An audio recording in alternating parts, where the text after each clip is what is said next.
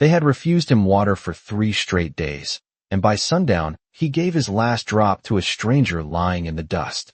The sun was hanging low over the Texas flats, wide and mean, pouring copper light across the empty road and the broken grass, and Elias Boone rode through it with one hand on the reins and the other wrapped around a canteen that felt lighter every mile. His horse, a tired bay mare named June, moved slow beneath him, her head low, her sides dark with sweat, her breath coming hot through flared nostrils. Ahead of him, the land looked half dead. Mesquite shadows stretched long over the hardpan. The creek bed to his right had been dry for months, just a scar of pale stone and cracked mud winding through the ranch country like something the sky had forgotten. Elias had spent the afternoon in town taking insults in place of credit, and the memory still sat on him like heat. Men with clean boots had stood beneath the saloon awning and watched him ask for one more refill. They had looked at his patched coat, his dust-stained hat, the tired mare hitched outside, and turned their eyes away before the owner finally told him water cost money same as whiskey. Elias had nodded once, as if pride could still be afforded, and walked back into the glare with less than a quart left between him and the night. He might have kept going if June had not shied first. Her ears flicked toward the dry creek, and Elias followed her gaze down the slope where the last light caught on something pale against the rocks. At first he thought it was just a blanket, tossed and forgotten. Then it moved. He slid from the saddle, boots sinking into powdery dirt, and made his way down through sage and loose stone until he saw her clearly. A woman lay near the bank where a trickle of spring might have run in wetter years. Dust clung to the hem of her dress. One sleeve was dark at the shoulder where blood had dried stiff in the fabric, not fresh, not flowing, but enough to tell its own story. Her lips were cracked. Her face was burned red by the sun except where dirt had streaked it gray. Yet her eyes, when they opened, were steady, blue sharp, awake, not begging, not afraid, just tired in a way the plains taught better than any preacher ever could. Elias stopped a few feet away and said nothing at first. The wind moved through the grass with a sound like paper rubbed between old hands. Somewhere beyond the ridge, a loose shutter knocked against wood. The woman tried to push herself up, failed, then looked past him at the canteen hanging from his saddle horn. When she spoke, her voice was thin but level. Just one drink. Elias turned and looked back at June, at the road home, at the last of the sunlight slipping west.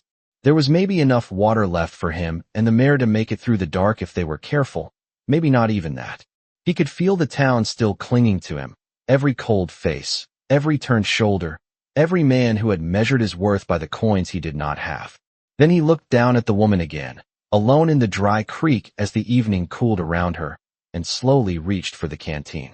The woman drank in small, careful pulls, as if she knew better than to trust a blessing that came too fast. Elias watched the canteen tilt in her hands and felt each swallow like a coin leaving the last drawer in a poor man's store, but he did not reach for it.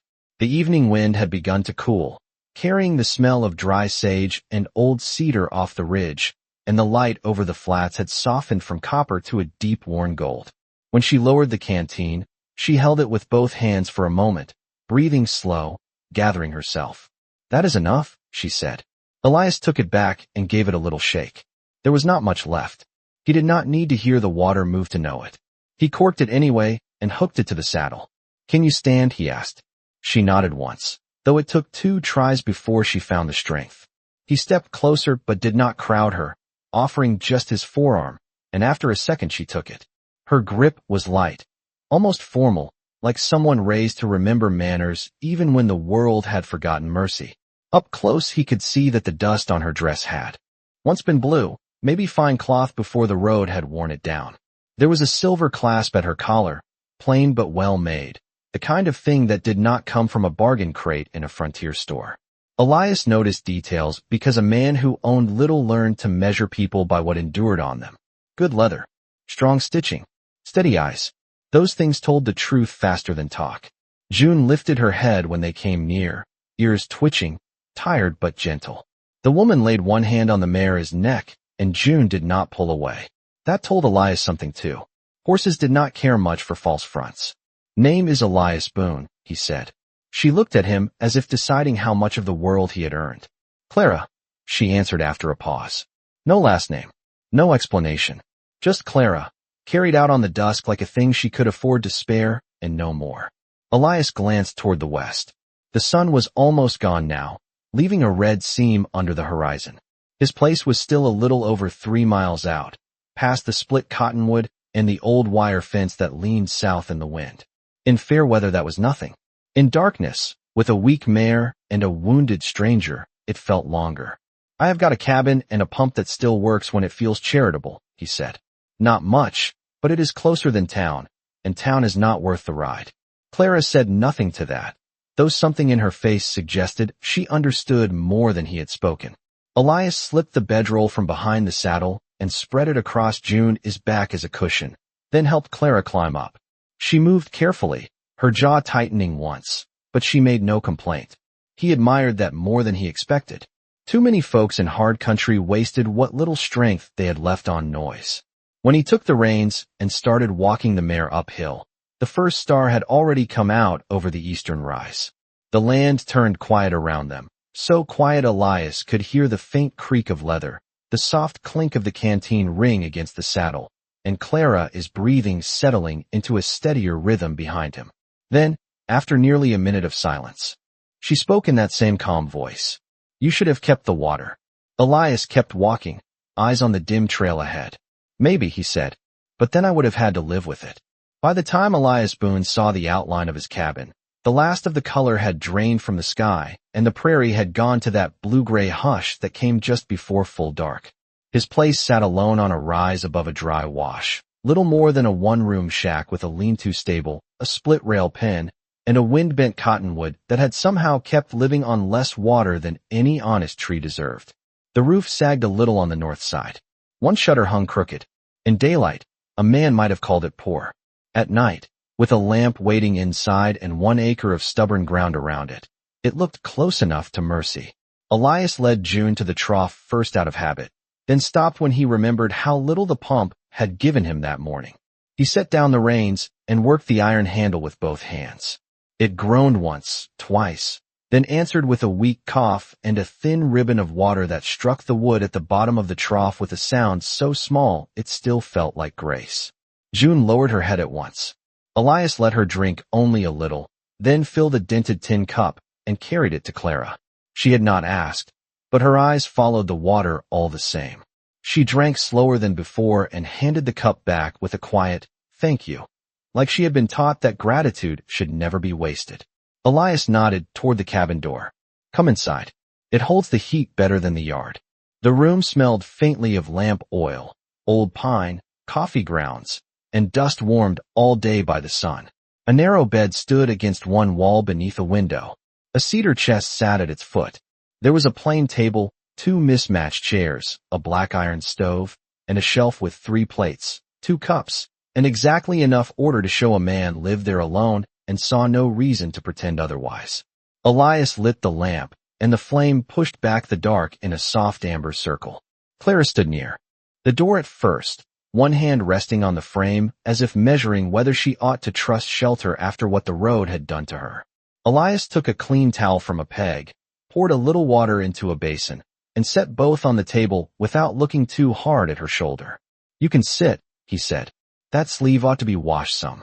Clara crossed the room carefully and lowered herself into the chair. In the steady lamplight he saw more plainly how worn she was, though not in the way the prairie wore people down. Her hands were fine-boned, her posture straight even through fatigue, and there was something in the way she looked over a room, noting doors, windows, corners, that spoke of someone used to weighing risk without showing fear. Elias turned his back enough to give her privacy and busied himself with the stove, adding 2 small sticks of mesquite and setting a pot on top with the last of yesterday's beans, thinned with water until they might pass for supper. Behind him he heard cloth shift, the basin move, the faint catch of breath that comes when cold water finds a place that has suffered. He did not ask questions. Out on the plains, questions were often just another way men tried to own what was not theirs. When he finally turned, Clara had rinsed the dust from her face and pinned the torn sleeve closed with a small silver pin she had taken from her collar. The mark beneath looked raw but clean, and she had done what could be done without complaint. Elias set the beans between them with 2 spoons. "It is not much," he said. Clara looked at the pot, then at him, and for the first time a little warmth touched her expression. "Tonight," she said softly, "it is more than enough." They ate in silence for a while, the lamp flame steady, the wind rubbing at the walls, June shifting in the stable outside. Then Elias noticed something on the table near Clara's hand, half hidden in the fold of her dress. A silver pendant on a narrow chain, oval and finely worked, its surface etched with a crest he did not recognize. Clara saw his eyes fall on it, and covered it with her palm in a single quiet motion. She did not look frightened, only careful, only certain that some things, once seen, could not be made unseen. The beans were gone before either of them admitted hunger had been waiting at the table all along. Elias Boone scraped the bottom of the pot with his spoon, set it aside, and listened to the quiet settle back into the room. The lamp burned low and warm, laying a soft amber glow over the rough boards, the wash basin, the iron stove, and the silver pendant still half covered beneath Clara's hand. Outside, the wind had changed. It no longer moved like a dry whisper through grass. It came in longer pulls now, brushing the cabin walls and slipping under the eaves with the lonely sound of a land too wide to care who crossed it after dark. Elias stood and carried the empty pot to the shelf. When he turned back, Clara was looking toward the window, not at the black glass itself, but at the darkness beyond it, as if she had spent enough nights on uncertain ground to know that trouble often arrived before it was seen. "You can take the bed," he said. "I will be fine in the chair." Clara looked at him for a moment, as though measuring whether kindness always came this plain on his face, or only when he was too tired to hide it. "And you?" she asked.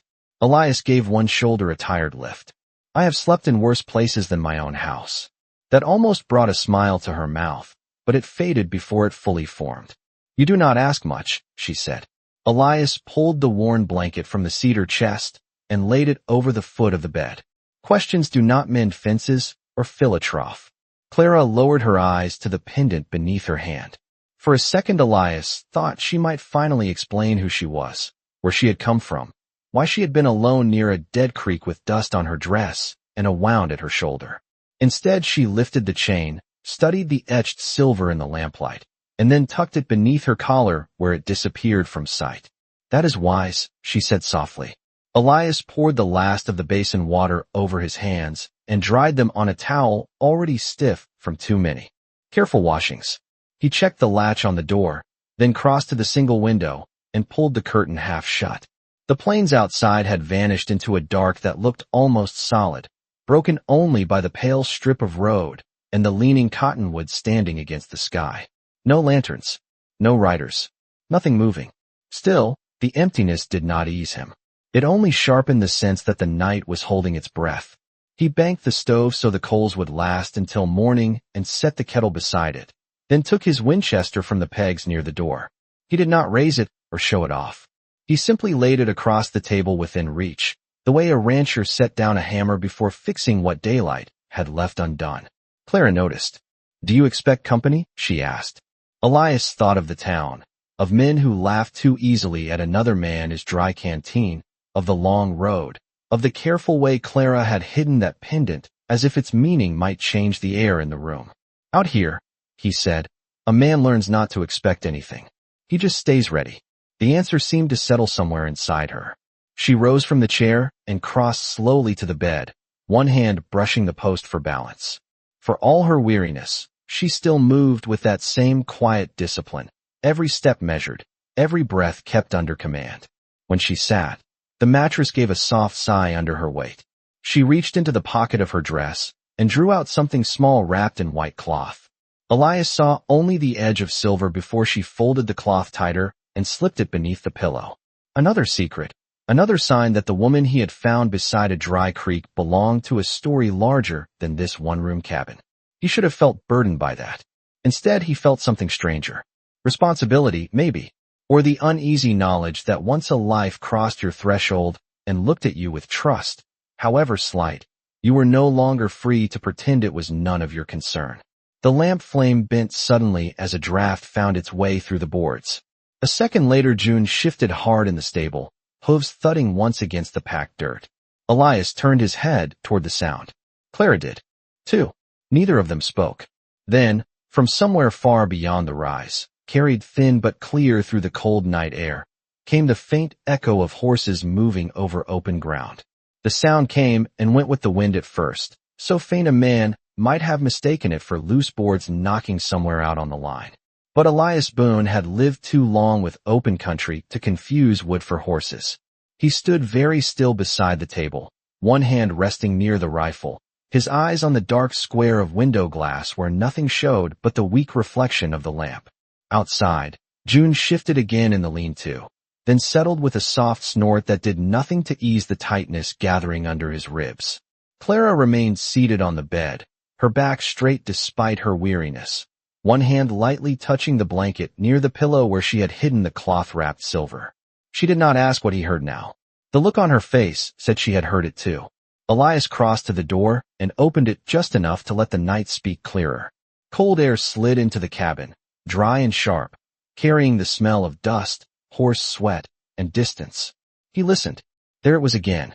Not one horse. More than that. A measured movement far off across the flats, too steady for wanderers, too organized for chance. He closed the door without slamming it and dropped the latch back in place. Stay inside, he said. Clara rose anyway, the blanket slipping from her shoulders. I did not come here to bring trouble to your door. Elias looked at her for a beat, then reached for his hat from the peg by the stove. Trouble does not ask permission, he said. It just finds a road. He stepped out beneath the eaves and pulled the door mostly shut behind him, leaving a narrow line of lamplight at the frame. The night had opened wide around the cabin. The stars were hard and bright above the prairie, scattered thick over the dark like cold nails driven into black timber. The cottonwood stood to the west, its branches barely moving now. Down by the corral, the trough caught a strip of starlight along its rim. Elias walked to the yard and listened again, hat brim low, boots planted in the powdery earth. The sound was clearer from outside. Hooves, yes, but distant still, crossing dry ground somewhere beyond the ridge.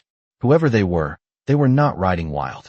The pace was held tight, almost disciplined, and that unsettled him more than noise would have. A loud man often wanted to be known. A quiet one already knew what he was about. He checked the mare, ran a hand along June's neck, and felt the warmth there under her sweat-dried coat. Easy girl, he murmured. We have got till we do not. When he turned back toward the cabin, something near the door caught his eye. A small pale scrap lying just where Clara must have brushed past earlier. Elias bent and picked it up. It was not paper but cloth, fine linen, softer than anything in his house, edged with neat hand stitching. One corner bore a small embroidered mark in dark blue thread, the same crest he had glimpsed on the pendant, though here he could make out more of it in the starlight, a rearing horse above a circle of wheat. It was a rich person's mark, or a family is, not the sort sewn for decoration but for recognition. Elias stood there with the cloth between his fingers while the night stretched silent for one long second after another. Then the truth settled in him, not complete, but enough to change the shape of things. Clara was not only a traveler who had lost her way. She belonged somewhere that left its name on silver and linen, somewhere that expected to be remembered. He slipped the cloth into his coat pocket and looked toward the ridge again. No lights yet, no figures, only the open land and that distant rolling echo of many hooves coming nearer by degrees too small for any clock to measure. When he stepped back inside, Clara had not moved from where he left her. She washed his face first, then his empty hands, then the door behind him. How many? She asked. Elias set the bar tighter across the latch and took his place by the table. Too far to count, he said. Clara lowered her eyes for a moment, and when she looked up again the calm was still there, but something else had joined it. Not fear. Recognition. Like the night outside had finally caught up to a fact she had been carrying for miles. They may pass by, she said, though the words sounded chosen more for kindness than belief. Elias drew the lamp wick lower until the room dimmed to a gentler glow. Maybe, he answered. Then he looked at the window where only darkness waited and added, almost to himself, but men do not ride like that unless they are looking for something. The hours after midnight moved like a wagon through deep mud, slow and heavy and loud in a man's thoughts. Elias Boone sat at the table with the rifle across his lap, and the lamp turned low, while the cabin held its breath around him. The stove gave off a thin iron warmth. The last coals pulsed red behind the grate. Every now and then the walls answered the wind with a dry creak, and each time Clara looked toward the sound, not startled, only listening. The way people listen when they had already learned that danger usually announced itself in the smallest ways first. She had wrapped the blanket around her shoulders and taken the chair nearest the bed, but sleep never came to her face.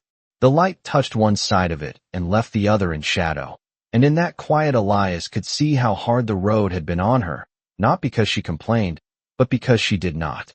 He had known men with twice her strength who made more noise over half the burden. "You should rest," he said at last, keeping his voice low as if the dark outside might be listening too. Clara kept her eyes on the window. "I have rested in safer places and slept less." Elias almost smiled at that, though it did not quite reach his mouth. He took the linen scrap from his coat pocket and laid it on the table between them. In the dim light, the blue thread of the crest looked darker than before, sharp against the pale cloth. Clara saw it and went still, not frightened, just quiet in a way that told him the truth had stepped a little closer. "You dropped this," he said. She looked at the cloth for a long moment before taking it back. Her fingers folded over it carefully, as if it were not expensive so much as important. "It should not have been found," she said.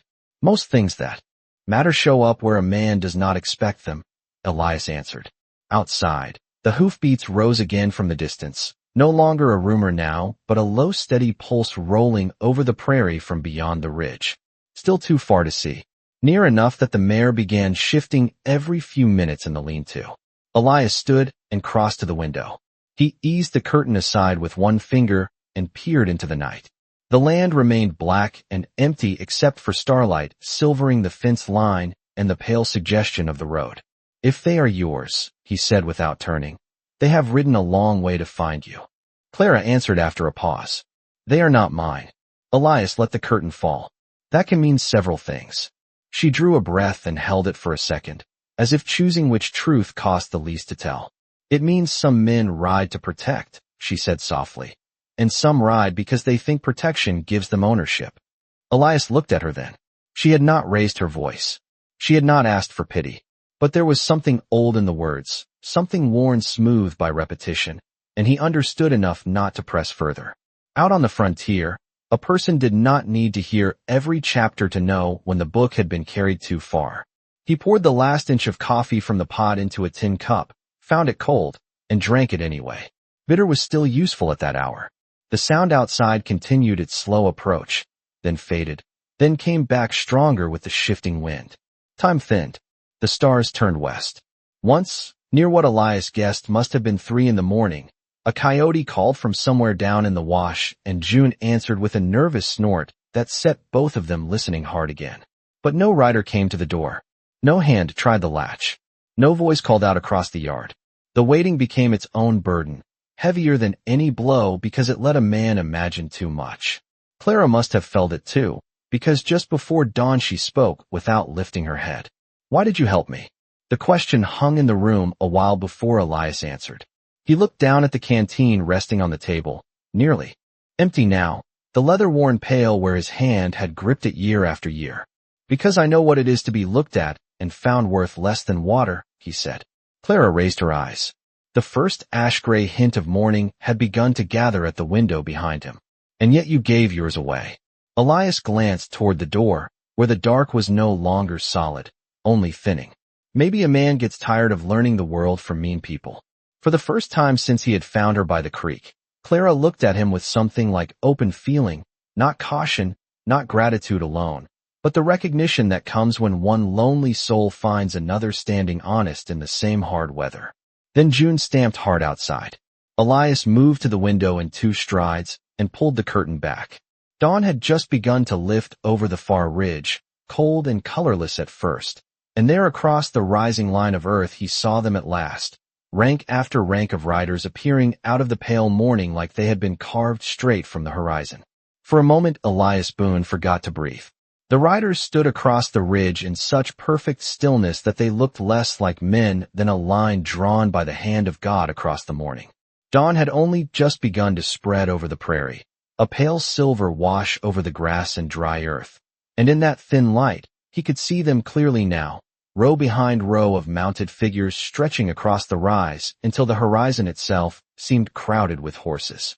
There had to be 300 of them, maybe more, though Elias stopped counting after the first 100 because numbers no longer mattered once a thing became larger than any ordinary man's life. No one moved. No one shouted. No hat was lifted. No signal passed. They simply waited in the cold light while their horses stood quiet beneath them, steam rising from nostrils into the morning air. Behind Elias, the cabin had gone silent in a different way.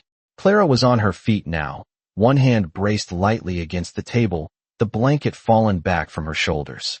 He did not turn around right away, but he felt her presence behind him like a second heartbeat in the room. "You know them," he said at last. It was not a question. Clara stepped closer, and when Elias glanced sideways, he saw something in her face he had not seen before.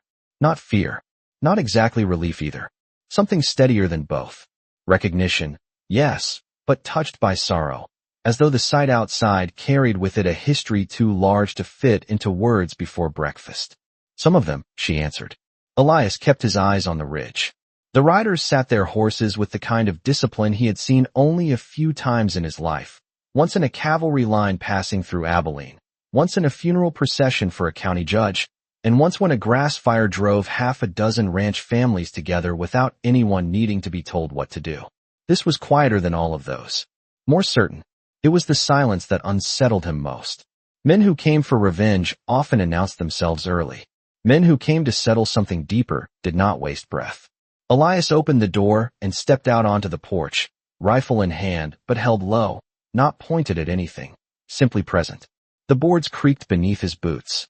The morning air struck cool against his face, carrying the smell of dew that had never quite become moisture, only a faint promise over dust and sage. June stood near the trough, ears pitched forward, body taut, but she was not panicking. She was watching. Animals knew the difference between chaos and command better than most people did. Elias walked a few steps into the yard and stopped. From there he could see even more of them. Dark coats, broad hats, dusk-gray horses, leather tack catching the first thin blades of sunlight.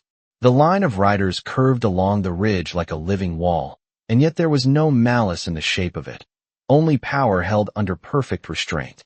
A man could be forgiven for finding that more frightening than anger. Clara came to stand in the doorway behind him.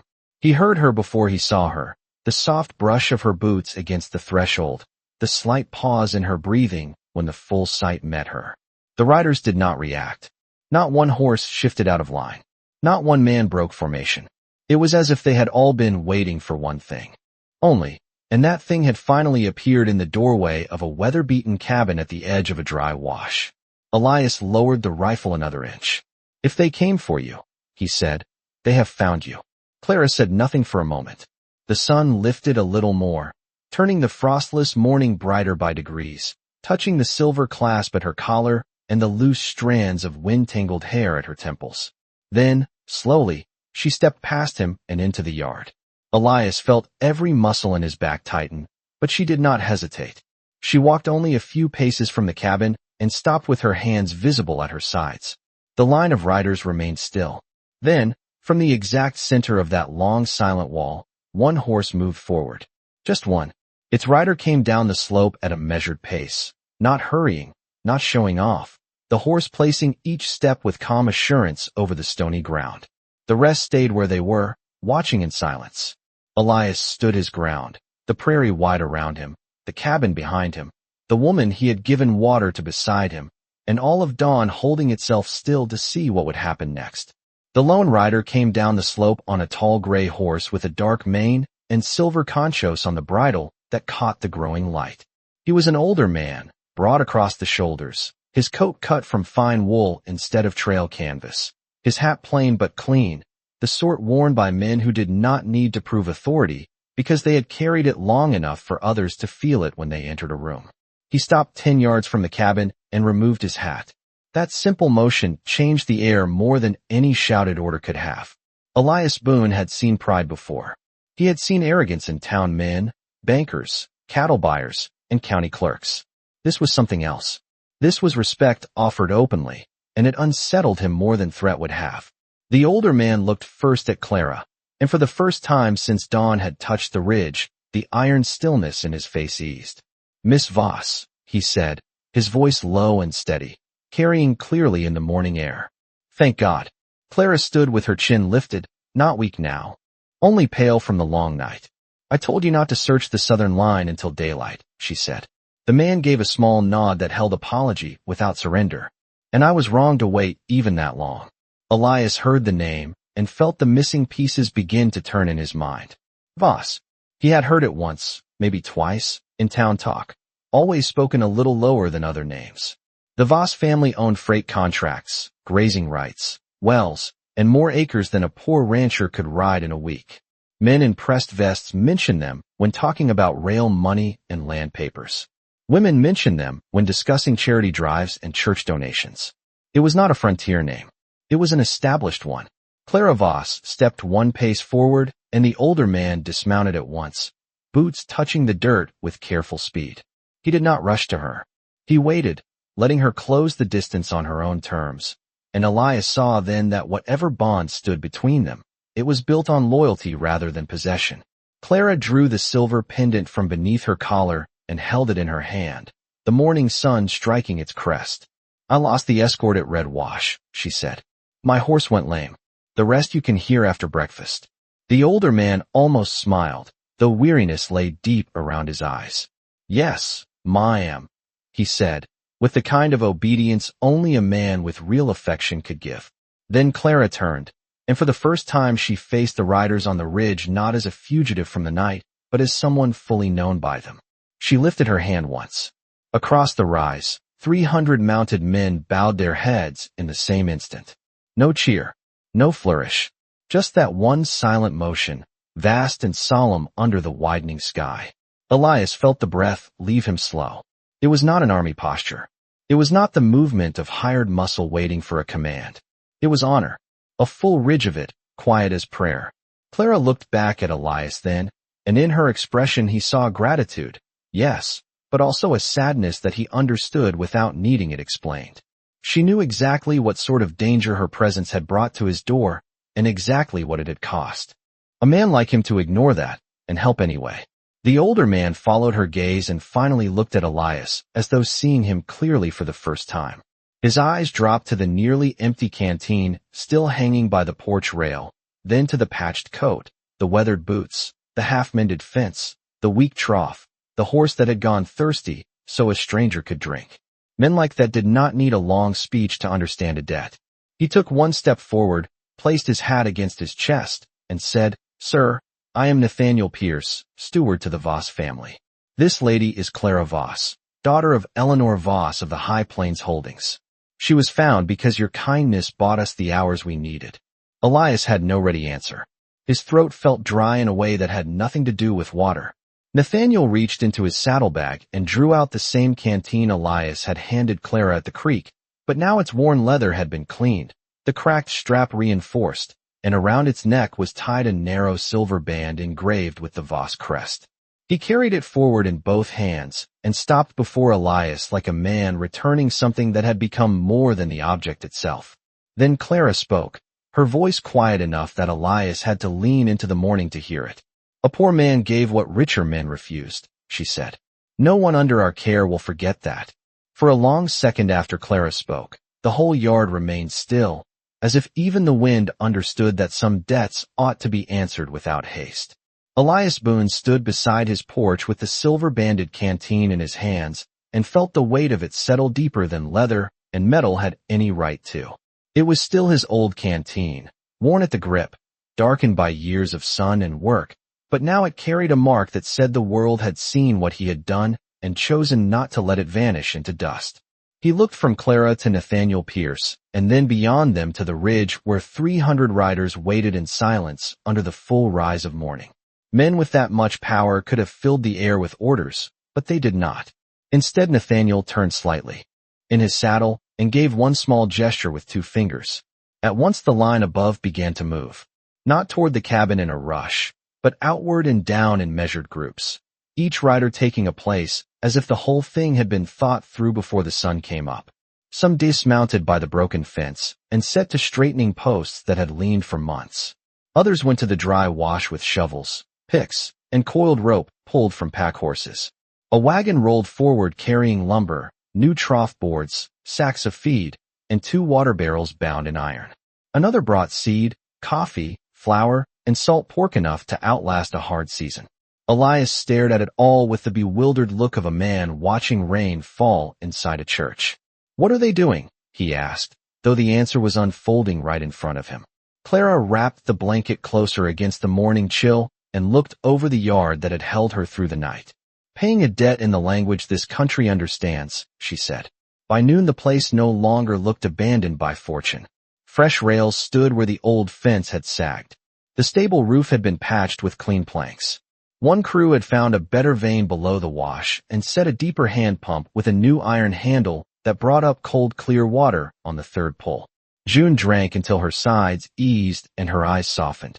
Elias washed his hands under a full stream and stood there longer than needed, simply watching water spill over his knuckles and darken the thirsty ground. He had dreamed of that sound more nights than he cared to count. No one asked him for money. No one handed him papers to sign. No one spoke to him as though he ought to bow his head and be grateful for charity. That was the part that stayed with him most. They worked as though the gift had already been earned. By late afternoon word had reached town, and people began appearing along the road in 2s and 3s, merchants, stable boys, ranch hands, women with parasols against the sun, all of them drawn by the kind of silence that usually meant something larger than gossip was taking place. They stood well back from the yard and watched the Voss. Riders rebuild in a single day what Elias had not been able to fix in 3 years of drought and bad prices. Some recognized him. Some looked away when he met their eyes. The saloon owner was there too, hat in hand, face drained of all the easy confidence he had worn the day before. Elias did not go to him. He did not need to. There are moments when shame does its own walking. As the sun lowered and the work was finished, the riders returned to the ridge in the same calm order they had come in. Nathaniel mounted again. Clara stepped toward Elias and placed her hand lightly against the silver band on the canteen he still held. "Keep it," she said, "not because it changed your worth. Only because the world should sometimes admit when it was late in seeing it." Elias looked at her, then at the water shining in the new trough, the straight fence, the stacked feed, the quiet mare, the town people standing speechless down the road.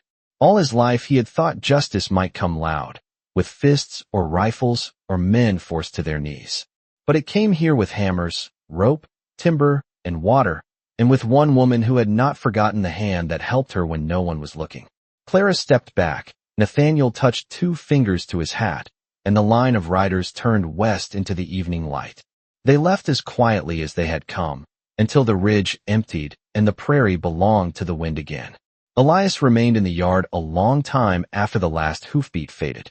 Then he lifted the pump handle, heard the clear rush of water, and smiled to himself with the small, tired face of a man who had finally seen the world corrected without a single angry word. Out on the frontier, that was rarer than gold, and a good deal holier.